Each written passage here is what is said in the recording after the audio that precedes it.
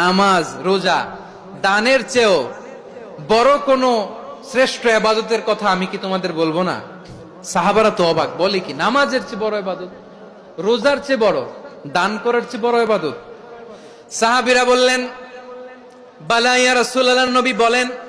বিশ্বনবী বললেন, নামাজের চেয়েও বড়, রোজার চেয়েও বড়, যাকাতের চেয়েও বড়, সাদাকার চেয়েও বড় একটা ইবাদত আছে, আমি কি তোমাদের বলবো না? সাহাবারা বললেন, ইয়া রাসূলুল্লাহ, বালা, অবশ্যই বলবেন, সেটা কি? বিশ্বনবী বললেন, ইসলাহু যাতিল বাইন। দুইজন যখন ঝগড়া লেগেছে, তোমার দুই ভাই যখন ঝগড়া লেগেছে, এই দুইজনের মধ্যে বিরোধ মিটিয়ে মীমাংসা করে দেয়া হচ্ছে সবচাইতে সেরা কাজ।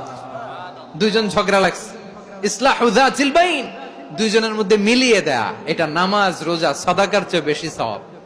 সুবহানাল্লাহ, এত আস্তে।